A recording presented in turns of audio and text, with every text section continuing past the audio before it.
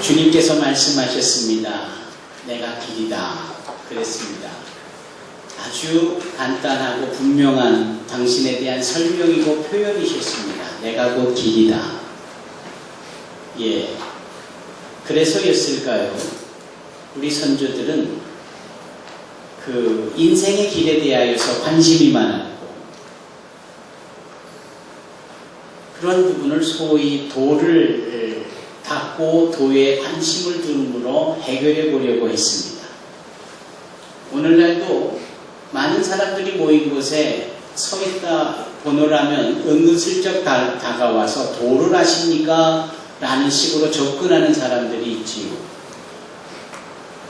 그게 한국 사람의 문화고 정서로서 아마 접촉하기에 좋은 방법이라고 여기서 그랬나 봅니다만, 그네들이 그렇게 도를 아냐고 묻는 이 도는 우리 주님께서 말씀하신 내가 길이다 라는 그 길도자의 도와는 너무나도 다른 겁니다.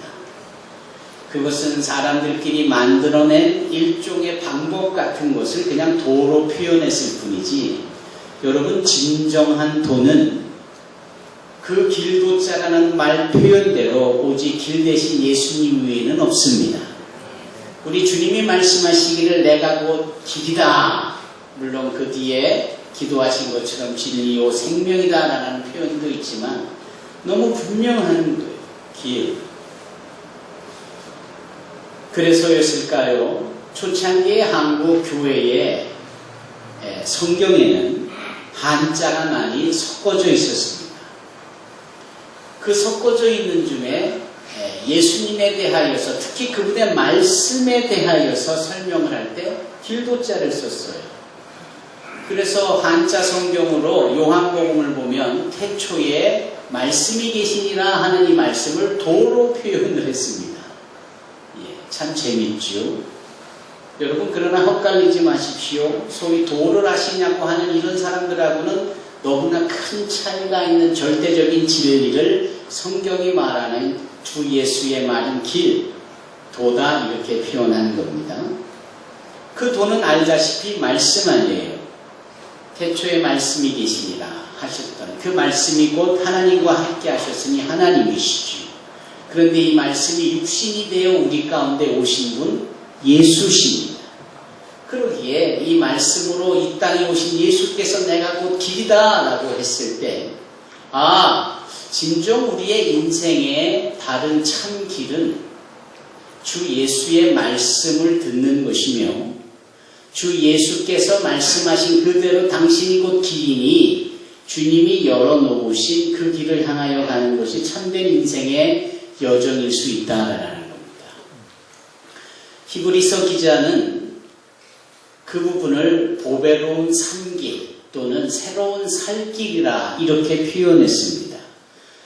우리가 그 길을 모르는 가운데 살면서 혼돈 속에 있고 어디를 가야 될지 모르면서 죽음이 열어놓은 사망의 길로 치달아가기 일쑤였던 우리가 예수께서 친히 말씀하신 대로 당신의 열어놓으신 보배로운 길을 향하여 나아갈 때 우리는 하나님 앞에 설 수 있게 되어지며 그분의 은혜 가운데 살아갈 수 있게 되어지는 것입니다. 이렇게 이 세상에 말씀으로 오셨고 길을 활짝 열어주시러 오셨던 주님께서 당신의 공생의 사역을 시작하시는 즈음에 처음 선포하신 말씀이 있습니다. 그 말씀이 곧 회개하라, 천국이 가까웠느니라 라는 말씀이에요. 회개하라, 천국이 가까웠느니라. 우리는 이 말씀을 선포라고 여깁니다. 듣든 듣지 않든 모든 피조세계와 피조물들의 영혼 가운데 그의 귓전과 마음을 울리는 하나님의 외침입니다. 회개하라, 천국이 가까웠느니라. 그래서 이렇게 듣든 듣지 않든 하나님의 강력한 의지를 담아 선포하신 이 말씀을 우리는 캐리그마라고 해요. 반면에 마태복음 5장과 같이 주님께서 조분조분 풀어서 설명하시면서 예를 들면 심령이 가난한 자는 복이 있나니 왜냐하면 천국이 저희 것임이기 때문이다 라면서 하나하나 설명하듯 말씀하시는 이 부분은 소위 우리가 말하는 주님의 설교며 주님의 교육이셨으며 이것을 소위 디다케라고 합니다. 선포와 풀어 설명하여 교육하시듯 설교하신 말씀과는 다른 거죠. 이 다른 점에 있어서 무엇이 우선되어지느냐? 선포요.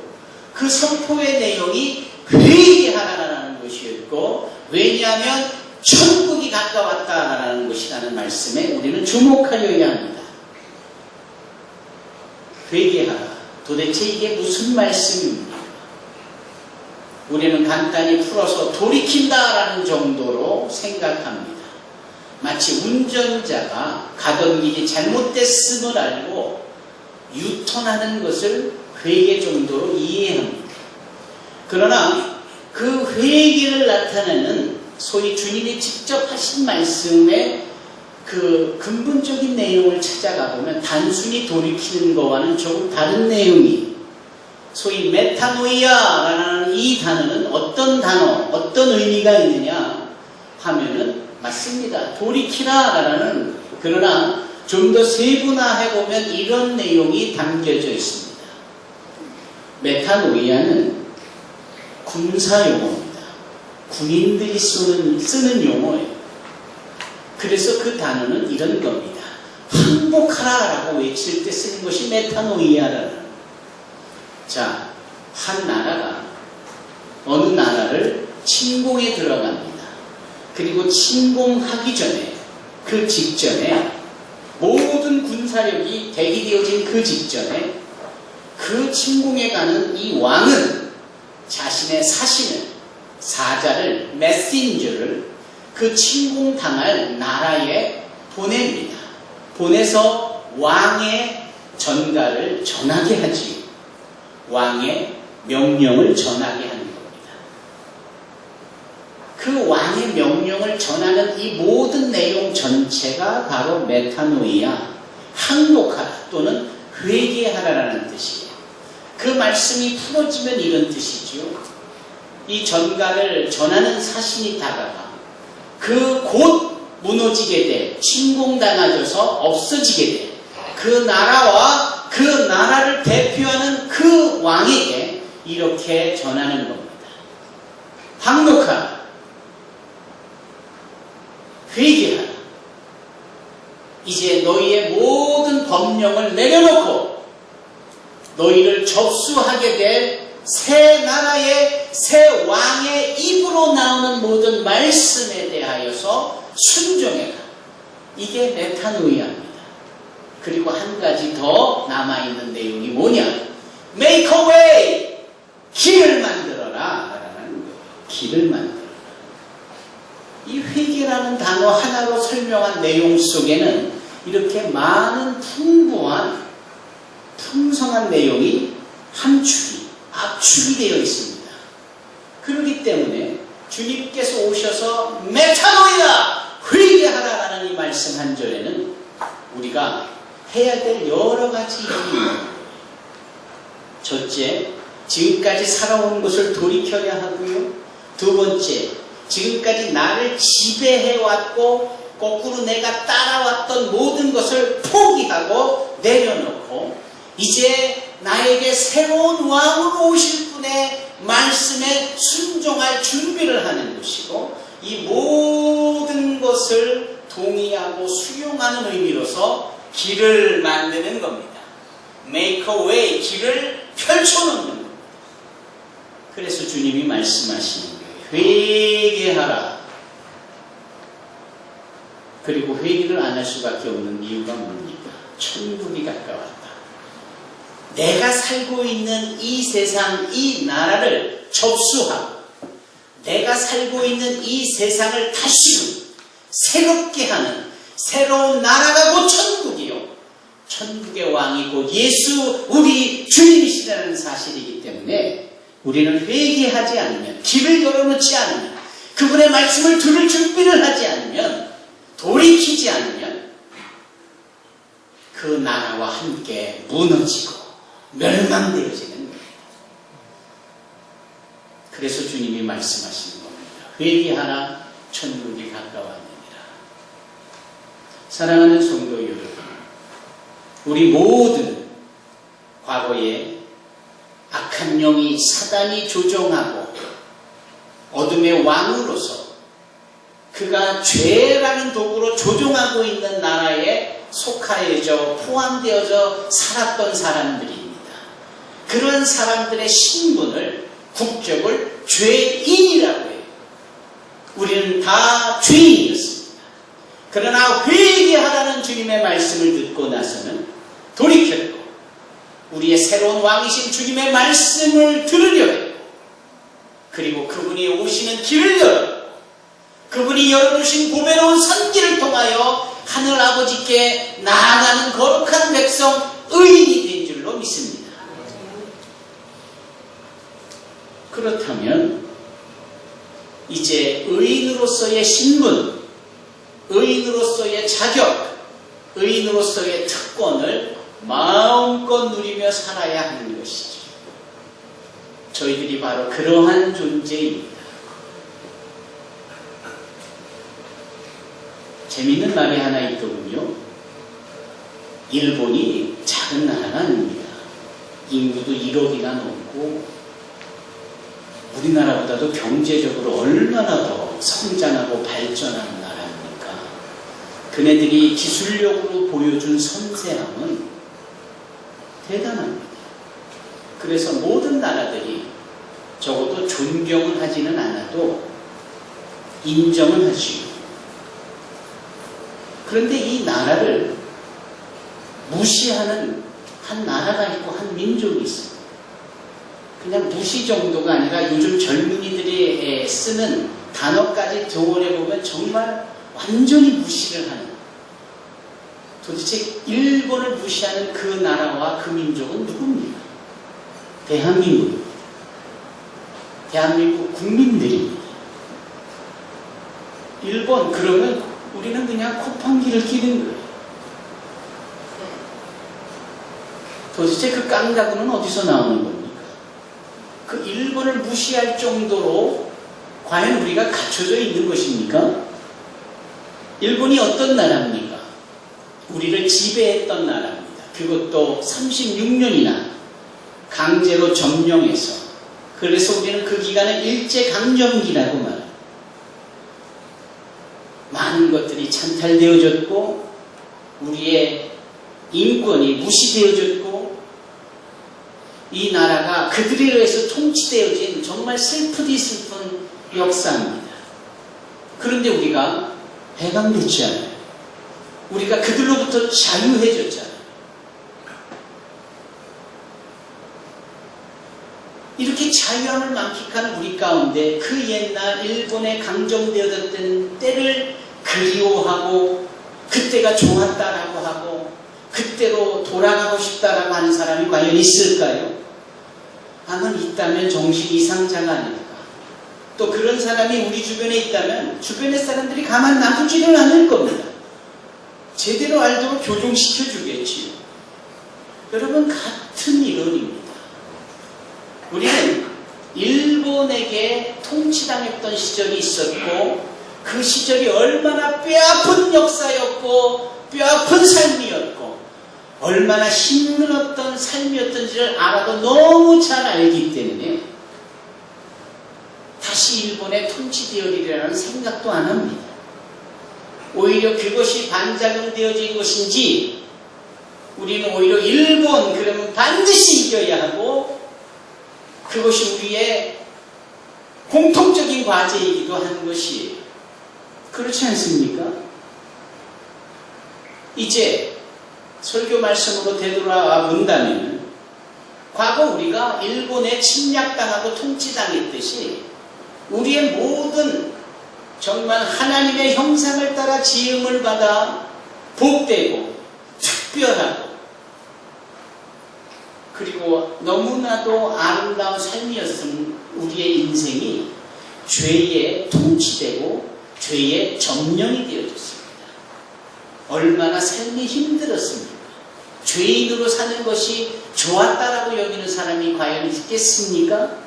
죄를 지으면서 사는 것이 너무나도 좋았기 때문에 나는 계속 죄 지으며 살 거야 라고 말하는 사람이 있을까요? 있다면 정신 이상자면 누가 그런 말을 하겠습니까? 또 그런 사람이 우리 주변에 있다면 누가 그런 사람들을 그냥 내버려 두겠어요? 틀린 생각을 고쳐주고 바로 깨달을 수 있도록 우리 스스로가 해주지를 않겠습니까?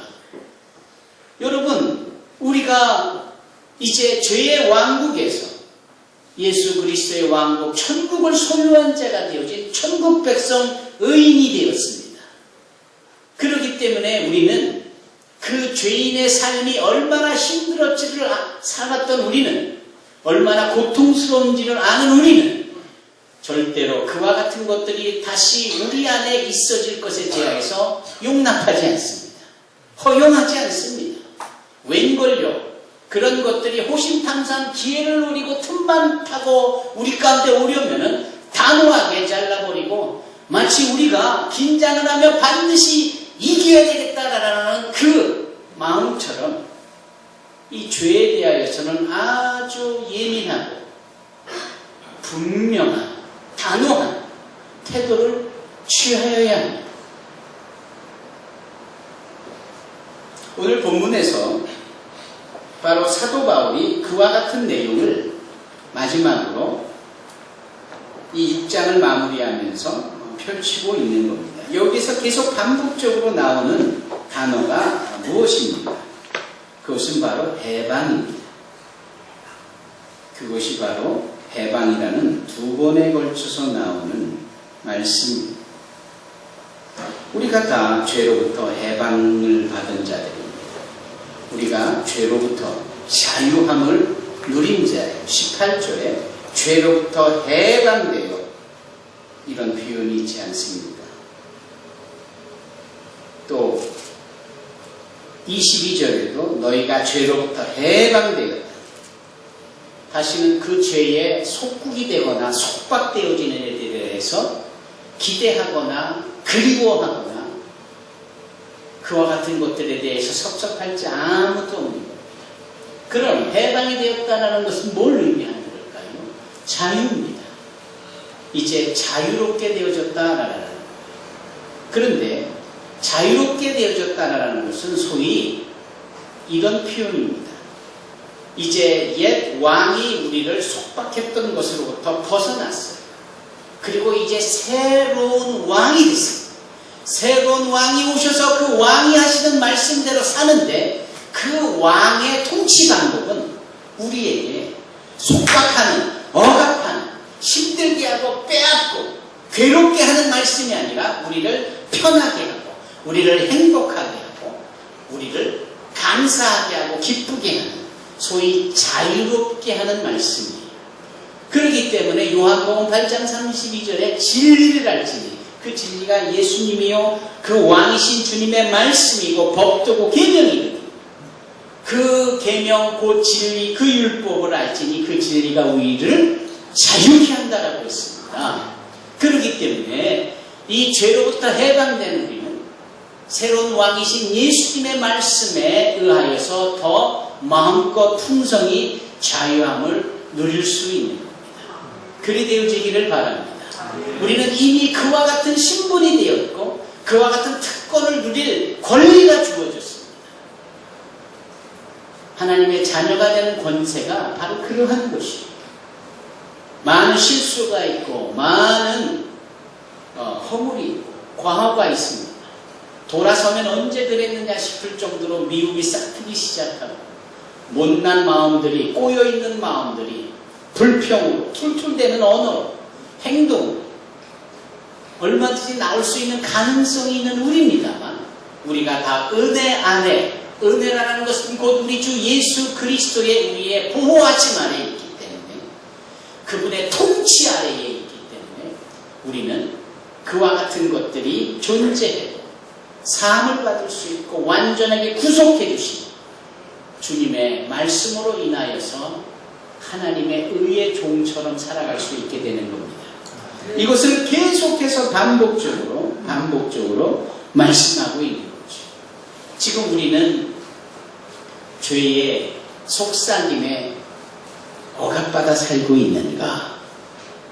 우리를 자유케 하며 우리의 마음을 시원케 하며 소위 주의 말씀은 내 발의 등이요 내 길의 빛이다. 우리의 나가는 길에 어그러짐이 없고 자로나 우로나 치우침이 없게 하여 주시고 우리를 넘어뜨리지 않게 하시고 나가는 길이 번하게 밝아질 수 있도록 그래서 의인의 걷는 길에 이 빛이 비춰짐으로 결코 어둠이 아닌 찬란한 빛 가운데로 나아갈 수 있는 그것이 보장되어진 것을 누리며 사느냐라는 것이죠. 사랑하는 성도 여러분, 오늘 우리는 본문의 말씀에서 한 가지 분명한 사실을 더 알게 됩니다. 그것이 바로 마지막 절 23절입니다. 다 같이 읽어보시겠습니다. 죄의 삭은 사망이요 하나님의 은사는 그리스도 예수 우리 주 안에 있는 영생입니다. 영생입니다. 요즘 우리 사회에 여러 사람들이 회자하고 있는 하나의 이슈가 있다면, 관심거리가 있다면 바로 연금일 겁니다. 연금제도. 특히 공무원들이 요즘 더 민감하죠. 왜냐하면 이분들이 소위 은퇴하고 나서 정당한 연금을 받아야 하는데 그게 불안전한 겁니다. 따지고 보면 어디 공무원들 뿐이겠습니까? 개인 모두가 그렇잖아요. 소위 은퇴 이후의 연금, 어쩌면 그것을 보장받기 위해서도 지금 열심히 일하는 거 아닙니까? 그런데 그게 뭔가 불안전해 보이고 뭔가 어려워 보일 때는 지금 일하고 싶은 생각이 들지 않을 만큼 자, 이 사회적 현상을 가슴에 두고 한번 생각해 보십시다. 죄가 우리에게 일을 시켜야 이 죄를 져라, 저 죄도 져라 이렇게 유혹을 한단 말이죠. 그 죄에 억압되어져서 시키는 대로 해왔다고 쳐보십시다. 자, 죄가 시키는 대로 열심히 일하듯 죄 짓고 여기까지 왔어요. 그리고 나서는 이 죄가 우리에게 연금을 준다고 생각해 보십시오. 자, 죄로부터 지금까지 일해왔으니까 연금다워. 그랬더니 이 죄가 옛다 연금이다 하고 주는데 그 연금이 뭐예요? 사망이다 라는 거예요. 그래 열심히 수고했다 너 죽어라 이제 하며 주는 거라 말일 때 얼마나 기가 막히겠느냐. 열심히 죄를 짓고 죄에 빠져서 죄에 뒹굴대면서 살아왔는데 그 마지막 길이 죽음이다, 사망이다 라는 거예요. 그래서 여기 표현하잖아요. 죄의 삭은 사망이에요.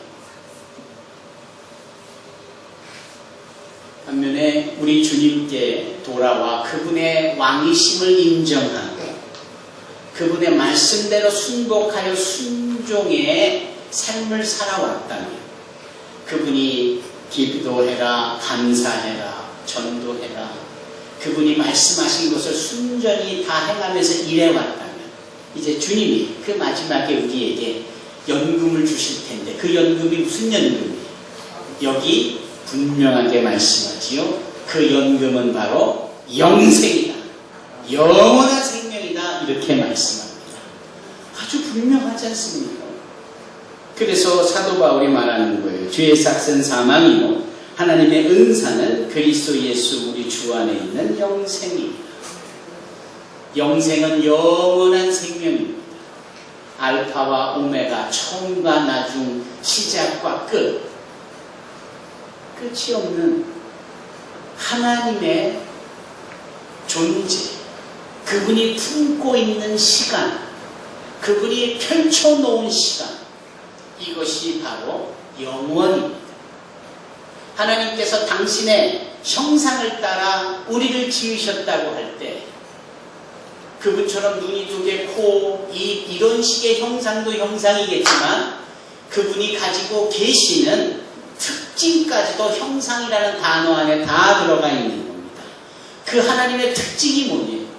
어제나 오늘이나 영원토록 동일하신 알파와 오메가요, 처음이요, 나중이요, 시작이요, 끝이요, 스스로 있다라고 말씀하시는 그 영원한 시간을 주장하시고 펼치시는 그것이 바로 하나님의 형상이기도 합니다. 그래서 당신의 말씀에 순종하여 살아왔던 저희들에게 주어지는 연금과 같은 선물은 뭐냐? 은사가 뭐냐? 바로 그리스도 예수 안에 있는 영생이다. 사랑하는 성도 여러분, 우리가 이렇게 하나님의 영원한 생명을 보장받은 자들입니다. 이렇게 하나님의 거룩한 영원한 생명을 누리며 살 수 있는 자들입니다. 그러기에 그 영원한 생명이 시작되어지는 날까지, 즉 우리가 이 땅에서의 마지막 인생이 펼쳐지는 그 날까지 무엇을 해야 합니까? 하나님의 말씀에 순종하고 왕으로 오신 예수님을 찬양하고 그분의 명령에 순종하여 그분에 나가시도록 길을 열고 그분 앞에 돌이키며 그분의 말씀대로 살아가는 것, 이것이 영생으로 나아가는 우리 모든 의에 종된 사람들의 마땅히 행해야 될 사명입니다. 우리가 그렇게 믿습니다. 그렇게 살아가는 저와 여러분이 되기를 주님의 이름으로 축원합니다. 기도하겠습니다.